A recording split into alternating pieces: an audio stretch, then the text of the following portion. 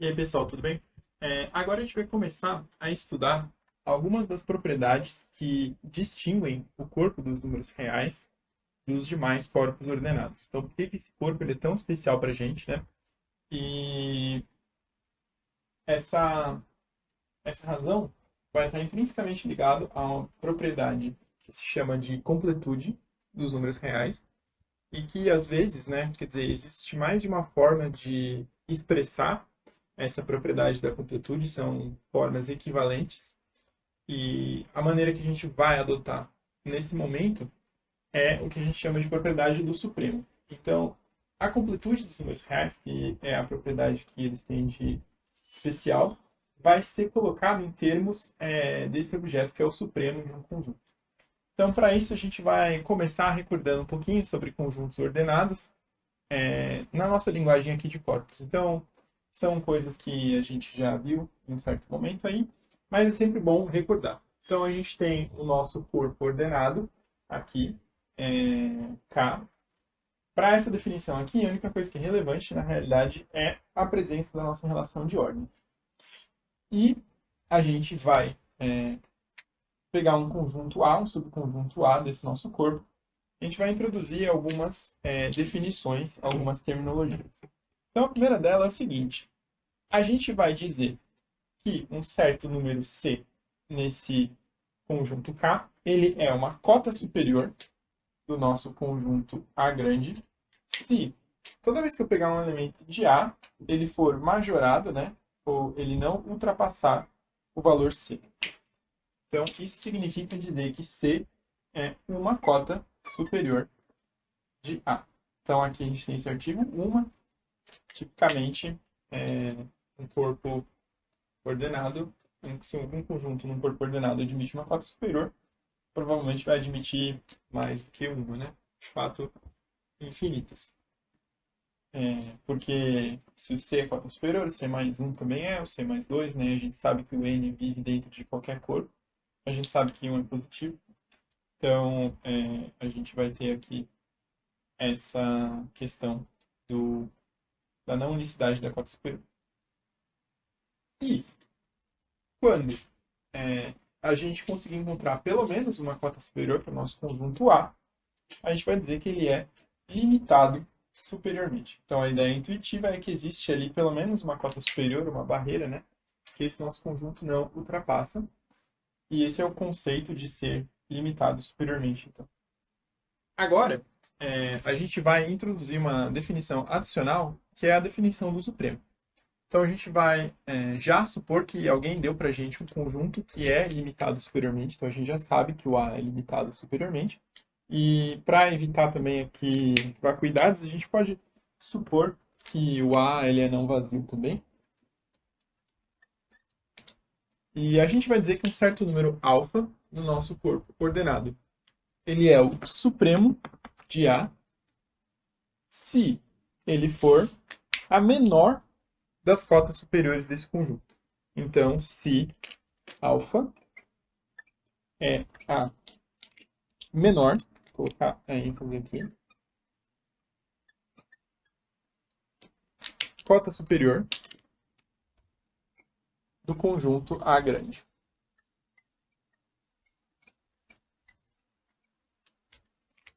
Bom, a gente introduziu essa definição do que é ser o supremo, né? Mas, tipicamente, se alguém dá pra gente um corpo ordenado qualquer, a gente não tem nenhuma razão para supor, a princípio, que um conjunto limitado superiormente precisa ter supremo, né? Então, tipicamente, a gente não tem nenhuma razão aqui para supor que os nossos conjuntos vão admitir supremo. Pode ser que sim, pode ser que não. Isso vai depender do conjunto.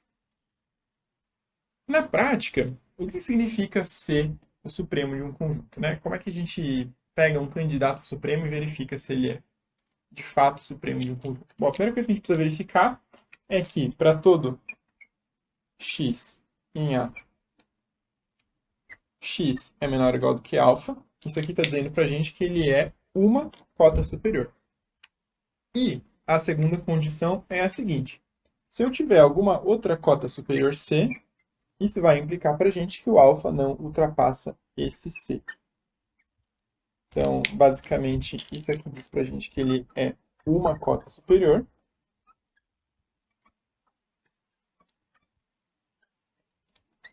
E esse aqui diz pra gente que ele é a menor cota superior. O fato é que, tipicamente, a gente pode não conseguir encontrar um número alfa que satisfaça simultaneamente essas duas condições. Mas, quando a gente encontra, a gente adota a notação alfa é o supremo de A, indicado assim.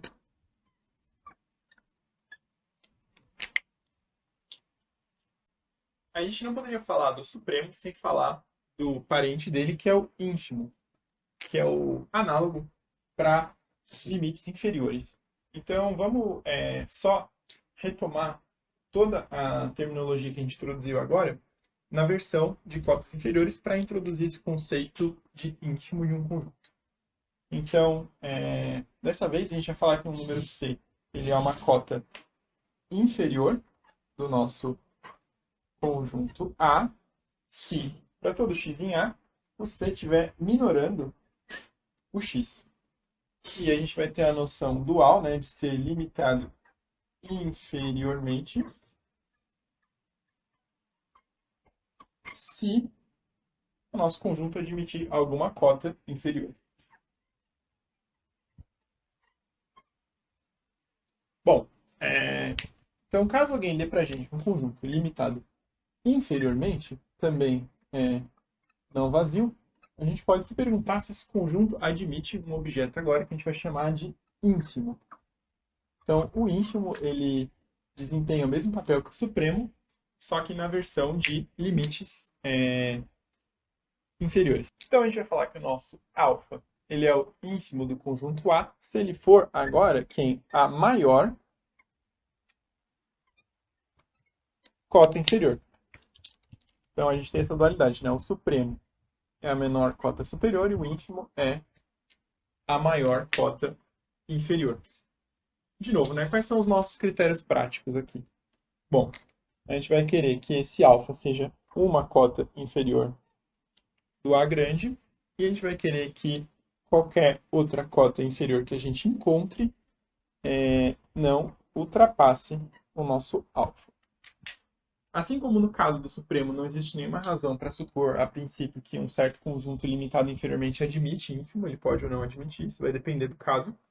E, caso ele admita, a gente vai denotar esse camarada por inf de A. Então, aqui as duas noções duais de supremo e ínfimo, uma dizendo respeito a conjuntos limitados superiormente, e a outra dizendo respeito a conjuntos limitados inferiormente. Então, agora a gente vai enunciar aqui, demonstrar rapidamente uma proposição que faz a conversão entre o aspecto algébrico do nosso corpo e a propriedade de ser supremo ou ínfimo. Então, qual que é a situação? Né? A gente tem um conjunto não vazio. Essa proposição tem duas versões, né? Uma para limitação superior e uma para limitação inferior. Então, vamos focar aqui na limitação superior, por enquanto. Então, vamos supor que a gente sabe, de antemão, que esse conjunto ele é limitado superiormente. Então, a nossa proposição vai fornecer um critério prático para um certo alfa ser o supremo desse conjunto A. E qual vai ser esse critério? Bom, por um lado, para o alfa ter o direito de ser um candidato a supremo, a gente tem que saber de antemão que ele é o quê? Uma cota superior do nosso conjunto. Então, se a gente tiver em mãos uma cota superior alfa e a gente quiser decidir se ela é ou não o supremo do nosso conjunto, uma maneira de descobrir isso é o seguinte: verificar se esse alfa satisfaz a seguinte propriedade. Para todo epsilon positivo que for dado, a gente for capaz de encontrar um elemento x, que tipicamente vai depender de epsilon, pertencente ao conjunto A, satisfazendo o seguinte, ou seja, tal que o x epsilon se encontra estritamente maior do que o alfa menos epsilon. E, bom, aqui como eu já sei que o alfa é uma cota superior de A, às vezes é comum colocar também que o x epsilon é menor ou igual do que alfa. Está embutido já nessa primeira condição. Então, dizer que o alfa satisfaz a essas duas condições simultaneamente é equivalente a afirmar que ele é o supremo do conjunto A. E a gente tem aqui a versão para a limitação inferior, que é muito similar, né? A gente vai ter que o beta é o ínfimo do conjunto A, caso o conjunto A seja limitado inferiormente, se e somente se ele for uma cota inferior, e dado epsilon, for capaz de encontrar um x epsilon no conjunto A, só que aqui a condição é qual, né? Que quando eu somo epsilon, eu encontro um x epsilon que está entre beta e beta mais epsilon com a desigualdade estrita aqui. Então, o raciocínio é bem análogo com o caso do ínfimo e do supremo. A gente vai fazer a prova do item 1 e a prova do item 2 é muito similar. Eu mantive aqui a definição do supremo para a gente utilizar ela, né, durante a demonstração. Então, essa aqui é uma equivalência, o que significa que existem duas implicações para demonstrar. Uma que a gente chama de ida, né, que é o seguinte, que o que está à esquerda implica o que está à direita. E a volta também, que é mostrar que essas duas condições implicam que o alfa é o supremo de A. Então, vamos começar supondo que o alfa é o supremo de A. Então, essa aqui é a nossa hipótese. E eu vou pegar, então, aqui o meu epsilon positivo. A primeira coisa que a gente observa, né, é que essa primeira parte ela é meio trivial, né? A gente já sabe que o supremo ele é uma cota superior do conjunto, sempre, né, por definição. Então, esse primeiro item aqui já está preenchido de cara, que a gente precisa verificar esse segundo item aqui. Então, dado um epsilon positivo, isso significa, em outras palavras, que o menos epsilon é negativo, certo?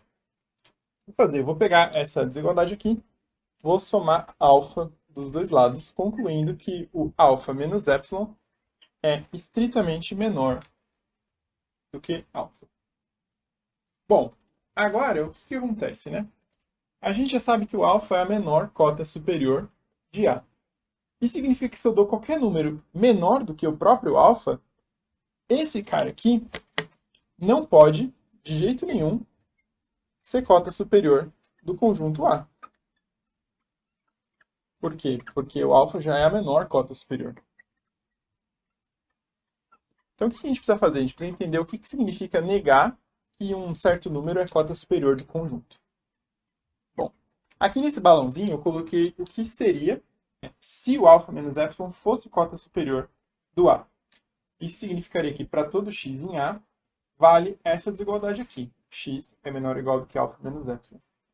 Bom, então se a gente quer negar isso aqui, o que a gente vai trocar, né? A gente vai dizer que alfa menos epsilon não é cota superior desse conjunto A se existir algum x que viola essa condição. Ou seja, que satisfaz exatamente a desigualdade contrária. Então, se eu pendurar um epsilon aqui, o que eu concluí? Eu concluí exatamente que existe esse x epsilon tal que o x epsilon é maior do que o alfa menos epsilon. Então, com isso aqui, eu deduzi essa primeira parte aqui da desigualdade, né? Tá aqui. E como eu comentei, né? Essa outra parte, ela é muito simples, né? Porque o alfa, ele é uma cota superior por ser o supremo, né? Então, essa segunda condição, ela é redundante com a primeira. Ela só tá aqui porque é bastante comum encontrar isso aqui em livros de texto ou em demonstrações por aí. Então, é interessante ter isso aqui colocado dessa forma. Então, a prova da ida, ela é mais simples, né? Ela consiste basicamente em utilizar a definição, porque aqui eu já sei que o alfa é o supremo, eu estou só extraindo uma consequência interessante desse fato, que é essa propriedade do epsilon. Então, essa ida está encerrada. O que a gente precisa fazer agora é ver como é que é essa história da volta. Então, a gente vai supor, agora a nossa hipótese é que essas duas condições aqui estão sendo satisfeitas simultaneamente. Então, essa aqui e essa aqui. E a gente precisa mostrar que o alfa é o supremo do A. Então, vamos começar supondo que o alfa não é o supremo de A. Então, se o alfa não for o supremo, Como eu já sei que ele é uma cota superior, o que vai acontecer é que ele não vai ser a menor cota superior. Ou seja, vai existir uma outra cota superior C, tal que C é menor do que alfa. Mas olha só que interessante, né? Se o C é menor do que alfa, isso é a mesma coisa que dizer que alfa menos C é um número positivo. Então eu tenho o direito de vir aqui nesse segundo item e tomar epsilon como sendo alfa menos C. Se eu faço isso, essa segunda condição aqui vai me garantir a existência de um certo x epsilon no conjunto A, tal que x epsilon é maior do que alfa menos epsilon. Mas agora, se eu recuperar quem é o meu epsilon, então eu escolhi, né, esse epsilon aqui. Eu tinha o direito de escolher qualquer epsilon, eu escolhi esse aqui, que é positivo, né? Então, importante observar que esse fato aqui implica que alfa menos c é um número positivo. Bom, então olha só o que está acontecendo aqui. Se eu for escrever esse epsilon explicitamente, esse lado direito da desigualdade, ele é alfa menos c. Agora, esses dois alfas aqui se cancelam e menos com menos dá mais. Então isso aqui dá simplesmente c. Qual que é a minha conclusão, então? Eu concluo que esse x epsilon é um elemento de A e esse x epsilon é maior do que C. Vou guardar essa informação aqui. E vamos lembrar o que significa C ser cota superior do conjunto. Então, se C é cota superior de A, isso significa que para todo x em A, x é menor ou igual do que C. Então, olha só, em particular, o x epsilon teria que satisfazer simultaneamente que ele é menor ou igual do que C e maior do que C. São duas condições incompatíveis. Então, isso aqui é um absurdo para x igual a x epsilon. Então, eu comecei supondo que o alfa não é o supremo e cheguei numa contradição. Logo, o alfa ele tinha que ser o supremo do A lá desde o princípio. E como vocês devem imaginar, a demonstração aqui para a versão do ínfimo ela é totalmente análoga, né? Só que com algumas desigualdades trocadas. Então, por exemplo, aqui a gente vai estar falando da maior cota inferior ao invés da menor cota superior e assim por diante. Então, um exercício interessante é transcrever essa demonstração para o caso que a gente está falando de limitação inferior e ínfimo ao invés de supremo. Depois de tantos preparativos, chegou a hora da gente, enfim, introduzir o conceito de completude e, consequentemente, entender o que os números reais têm de especial. Então, a gente vai começar aqui dando a definição do que vai ser para a gente um corpo ordenado completo. Então, a gente vai dizer que esse nosso corpo ordenado K ele é completo se toda vez que eu der um subconjunto A que é não vazio e limitado superiormente, então esse conjunto ele vai admitir um supremo. E é sempre bom registrar, né? Vai admitir um supremo, né, no corpo K. Às vezes a gente poderia ter uma situação de extensão de corpos, né? A gente está pensando que o nosso corpo ele é completo se o supremo do conjunto A pertencer ao K. Então aqui a gente está pensando que o nosso conjunto limitado superiormente não vazio razão admite supremo no conjunto K, que é o conjunto que serve aqui de base para o nosso corpo ordenado completo. Bom, como a gente tem visto que existe uma dualidade entre o supremo e o ínfimo, não é uma grande surpresa que, se um corpo ordenado é completo, então a gente consegue concluir que todo conjunto não vazio que seja limitado inferiormente também admite um ínfimo. De fato, para todos os efeitos práticos seria equivalente colocar essa propriedade em termos de dizer que todo conjunto não vazio limitado inferiormente admite ínfimo, ou do jeito que a gente colocou aqui em termos de supremo. Porém, em termos de supremo, é a forma que acabou ficando consolidada na literatura. Mas qual que seria a ideia, né, do argumento aqui para concluir essa consequência? Basicamente, primeiro a gente verifica que se um conjunto é limitado inferiormente, então esse conjunto A, que é menos ele, ou seja, isso aqui por definição, é pegar todos os elementos de B e trocar o sinal, esse cara aqui ele vai ser limitado superiormente. Bom, agora o que acontece, né? Se o B é não vazio, esse A, consequentemente, é não vazio. Como o meu corpo foi suposto completo, então o A admite um supremo em K. Por último, a gente vai olhar aqui para esse supremo de A, cuja existência a gente acabou de garantir, e a gente vai utilizar um fato geral que segue daquelas definições. É interessante demonstrar utilizando ou a definição ou aquela caracterização com o epsilon, que é o seguinte: se por algum motivo eu sei que o A admite supremo, então o menos A admite ínfimo. E, além disso, esse ínfimo do menos A, ele é dado explicitamente como menos o supremo do A. Então, qual que é a situação que a gente tem aqui, né? A gente tem o supremo de A.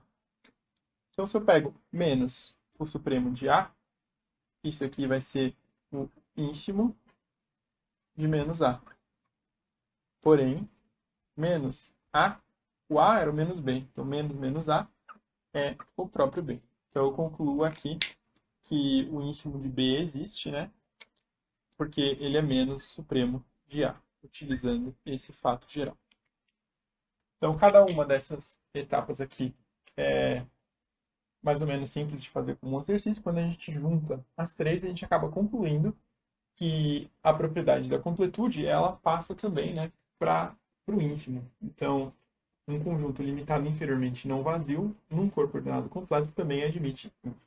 Bom, agora que a gente deu a definição, a gente pode se perguntar se existe algum corpo ordenado completo. Então, a princípio, nada do que a gente fez até agora garante que algum dos exemplos de corpo que a gente já viu satisfaz a essa propriedade. E, de fato, o que a gente vai fazer é assumir o chamado axioma da completude, que é o ponto de partida central aqui do nosso curso de análise real, que é o seguinte: a gente vai admitir que existe, então a gente vai tomar isso aqui como axioma, a gente vai admitir que existe um corpo ordenado completo, vai ser denotado por R, que é justamente o que a gente vai chamar de o corpo dos números reais. Então, toda vez que a gente estiver falando em R, nos números reais, na reta real, a gente vai estar pensando nesse corpo ordenado completo. Bom, em um certo sentido, isso aqui é um pouco vago, porque a gente pode se perguntar, né, se existem outros exemplos de corpos ordenados completos. E o fato é que R, o conjunto dos números reais, ele é o único corpo ordenado completo num sentido preciso, pode ser feito mais preciso normalmente no estudo da álgebra, mas basicamente o sentido de isomorfismo, né? Se eu encontro um outro corpo ordenado completo, Catil, por exemplo, então dá para garantir, ou dá para mostrar, né, que vai existir uma bijeção aqui, ou seja, uma função 1 para 1 sobre ejetora e injetora do R nesse Catil, que é o que a gente chama de um isomorfismo. Isomorfismo significa basicamente que, além de ser uma abjeção, ela é uma abjeção que preserva as operações de corpo. Então, ela vai levar a soma, né? A φ da soma é a soma das φs, a φ do produto é o produto das φs.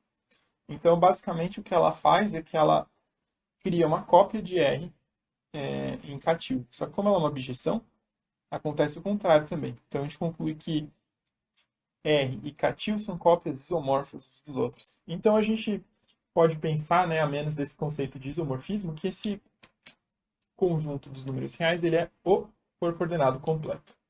E a gente está aqui assumindo, por meio desse axioma, que é o axioma da completude, a existência desse corpo. Uma coisa que é interessante de recordar é que a gente consegue naturalmente ter uma imagem geométrica desse R, que é a seguinte. O conjunto dos números naturais, ele vive naturalmente dentro de qualquer corpo ordenado, porque os nossos corpos ordenados, eles têm o 1, né, a identidade multiplicativa. Então, se a gente pega o 1 e forma 1 mais 1, 1 mais 1 mais 1, 1 mais 1 mais 1 mais 1, né, e batiza essas somas de 1, 2, 3, 4, assim por diante, a gente encontra dentro do nosso corpo ordenado uma cópia dos números naturais. Daí, se a gente começa a pegar os negativos dessa cópia, a gente encontra uma cópia dos números inteiros.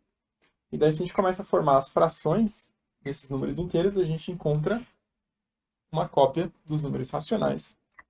E, consequentemente, né, com certeza, esses três conjuntos numéricos eles estão contidos dentro dos números reais com as operações algébricas compatíveis, né?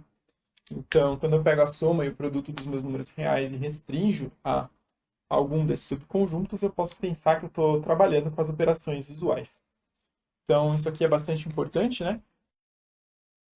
A gente já utilizou essa ideia quando a gente introduziu, por exemplo, a propriedade arquimediana. Então, quando a gente fala, por exemplo, que raiz de 2 é irracional, o que a gente vai querer dizer é que raiz de 2 é um número real, que não é racional. A gente já sabe que se ela existir, ela não é racional. O que ficou faltando no nosso último argumento a respeito do raiz de 2, por exemplo? Concluir que existe um número real que satisfaz a definição de ser a raiz de 2. E o que a gente vai fazer agora é justamente utilizar o axioma da completude para concluir a existência desse número raiz de 2, desse número real, que a gente já sabe que não é racional. Portanto, por definição, é irracional. Aliás, é uma boa ideia a gente introduzir oficialmente o conceito de um número ser irracional. A gente vai dizer com certo que se real, ele é irracional, se ele pertence de fato aos números reais, porém, ele não é racional. Então, oficialmente, isso que significa um número ser irracional.